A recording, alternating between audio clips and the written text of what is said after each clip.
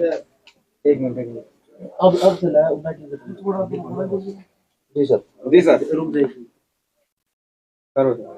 सबसे पहले तो मैं आप सारी मीडिया का, सभी साथियों का बहुत बहुत स्वागत करता हूं। यहां पहुंचने पर आप सबका तहे दिल से धन्यवाद भी करता हूं कि सारी मीडिया, जितनी हमारी सफ़ीदों की, जितनी डिस्ट्रिक्ट जींद की और जितनी हमारे हरियाणा लेवल की है, सारी मीडिया यहां पर पहुंची है। मैं आप सबका धन्यवाद करता हूं। तो आज प्रेस वार्ता बुलाई क्या होगी? आज जो प्रेस वार्ता हमने जसबीर देसवाल युवा क्लब ने बुलाई है, उसका जो मकसद है कि आने वाले 2024 जो साल आ रहा है, वो सबसे महापर्व जो है, जनता के लिए महापर्व का दिन है। क्योंकि उस साल में, आने वाले 2024 में जनता को अपनी नई सरकार चुननी है।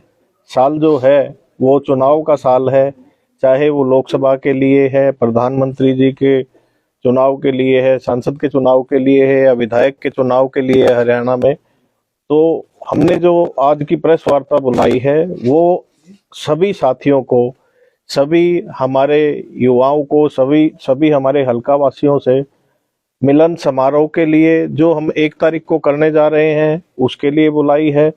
और जो हम आने वाले साल में जन जागरण, हम एक मुहिम चलाने वाले हैं कि भाई हमारी जनता को, जो हमारी सफ़ीदों की जनता को हम जागरूक करेंगे कि भाई वो वोट जो देनी है वो किस आधार पर दें और कैसे अपने नेता को चुने। हम अपनी तरफ से पूरा प्रयास करेंगे कि अच्छी से अच्छी सलाह और अच्छे से अच्छा हम उनको बता सकें कि कैसे अपने नेता का चुनाव करें।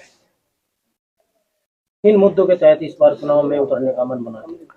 देखिए, मुद्दे तो हमारे मुद्दे तो शिक्षा, रोजगार और विकास के सदा ही रहे हैं, पहले भी रहे हैं और आगे भी हमारे यही मुद्दे हैं। भाई शिक्षा, रोजगार और विकास, ये हमारे मुद्दे मुख्य उद्देश्य रहे हैं और आने वाले चुनाव में भी हमारे यही मुद्दे रहने वाले हैं। लोगों के मन में शंका है कि ये चुनाव तो जसबीर देसवाल लड़ेंगे कि जितेंद्र? देखिए, चुनाव जसबीर देसवाल जी लड़े, विधायक जी लड़े या मैं लड़ूं, उसमें कोई फर्क नहीं है। आने वाले 2024 के लिए चुनाव जसबीर देसवाल जी ही लड़ेंगे और उनमें और मेरे लड़ने में कोई फर्क नहीं है, क्योंकि हम शरीर और आत्मा है। भाई वो लड़ते हैं तो भी कोई फर्क नहीं है और मैं लड़ता हूं तो भी कोई फर्क नहीं है। बात एक चर्चा है पार्टी को लेकर भी चल रही है, या निर्दलीय चुनाव में आप उतरोगे कैसे?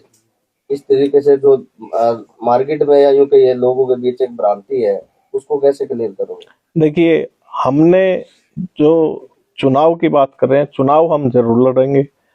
और जो आपने कहा कि भाई टिकट पार्टी की बात है, सबसे बड़ी टिकट तो है जनता होती है। वोट पब्लिक को देना है, वोट जनता को देना है, सोच समझकर वोट देती है जनता, और उसके लिए टिकट भी महत्व रखती है। बट सबसे बड़ा महत्व जनता का है, सबसे बड़ा महत्व वोट का रहता है। तो चुनावी जो आगामी आपकी रणनीति है, किस प्रकार की रणनीति रहने वाली है? पूरे साल की हम बात करें तो किस प्रकार के कार्यक्रम आयोजित होंगे? देखिए, जैसे बताया कि भाई हम गांव-गांव जाकर सभी लोगों को, गांव-गांव, गली-गली, नुक्कड़ जाकर सभी को जागरूक करेंगे कि भाई चुनाव में एक तो अधिक से अधिक वोट करें, और जो चुनाव में किस तरह से नेता का चुनाव करें, कैसे अच्छे आदमी का चुनाव करें, क्या उनकी सोच होनी चाहिए जिस टाइम वो वोट करें। जसबीर देसवाल के जो कार्य 5 साल में विधायक रहे, क्या उनको गिनवाया जाएगा? क्या उन पर जो लोग विश्वास करेंगे जो उनके द्वारा कार्य किए? देखिए, जितने कार्य विधायक जी ने करवाए थे 2014 से लेकर 2019 तक, आज तक उतने विकास कार्य ना तो किसी नेता ने करवाए हैं, सफीदों की हिस्ट्री में करवाए हैं।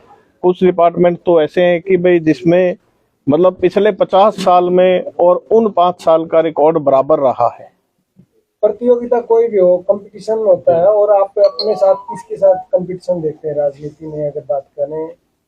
देखिए, सभी नेता, कोई भी नेता है, वो ये कहते हैं कि भाई मैं ये टिकट लाऊंगा, मैं ये टिकट लाऊंगा। हम ये कहते हैं हमें चुनाव जीत के लिए लड़ना है, हम चुनाव लड़ेंगे और जीतेंगे। सुभाष गांगुली कितनी बड़ी चुनौती रहने वाली है? देखिए, हमारे लिए कोई भी है, कोई चुनौती नहीं है। हमारी चुनौती मतलब हर सफेदों की बैकवर्डनेस से है, जो सफेदों पिछड़ा हुआ है, हमारी चुनौती वो है। हमें उसको आगे ले जाने के लिए हम कितना पब्लिक को जागरूक कर पाते हैं, वो हमारी चुनौती है। जितेंद्र जी, जैसे इसी प्रकार की तैयारी पिछले चुनावी दौरान भी की गई थी, लेकिन एकदम से फार्म नहीं भरा गया, क्या कारण है? जी, जो पिछले चुनाव की बात करें तो भाईचारे की वजह से, जो भाईचारे ने हमारे को कहा, हमें वो चुनाव छोड़ना पड़ा। तो इसलिए वो ऐसा कुछ नहीं, तैयारी पहले भी की थी, भाईचारे ने कहा, हमने उनकी बात मानी। तो अभी हमने पहले ही सभी को आगाह कर दिया कि भाई हम चुनाव लड़ेंगे और 100 नहीं 200% लड़ेंगे। तो आपके द्वारा जो यात्रा की गई थी, उस यात्रा से कितना आपको रिस्पांस मिला है? तो हल्के से क्या आवाज आई है, जैसे यात्रा के दौरान आपको क्या लगा भी ये समस्या इस गाँव में? देखिए, जो मेरा यात्रा का उद्देश्य था कि भाई हमारे जो युवा साथी हैं वो हमारे को कहते थे कि भाई समय नहीं दे पाते, मैंने वो समय सारे युवा साथियों को 100% उनके लिए दिया है। कोई भी युवा साथी मेरे से मिलना चाहता था, मेरे से बात करना चाहता था, या मेरे से कोई भी कुछ भी काम कहना चाहता था या अपना सुझाव देना चाहता था, वो मैंने सारा समय उनको दिया और बहुत अच्छा जुड़ाव हुआ है मेरा भी, और जो युवा साथी हैं उनका भी मेरे साथ बहुत अच्छा जुड़ाव हुआ। जितेंद्र, हल्के में एक बड़ा मुद्दा है शिक्षा स्वास्थ्य के साथ साथ रोजगार का। सरकारी नौकरियां तो मिल नहीं रही, तो प्राइवेट के लिए आपकी किस तरह की तैयारी है, कैसे लोगों को साथ जोड़ो?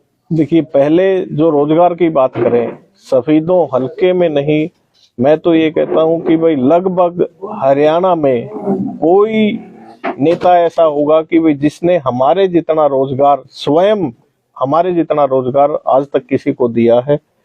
और जो रोजगार की आप और बात करते हैं, जैसे विधायक जी ने कहा था कि भाई हम हल्के को विकसित करेंगे। विकसित करने का बात मतलब है कि भाई यहाँ पर जो इतने हाईवेज आए हैं, दो बड़े हाईवेज आए हैं, मेगा हाईवेज आए हैं, उनके साथ इंडस्ट्रियल एरिया और स्पेशल इकोनॉमिक जोन लाएंगे, जिससे कि इंडस्ट्री हो, और जहाँ पे इंडस्ट्री होगी तो वहाँ पे डेवलपमेंट होगी, रोजगार होगा।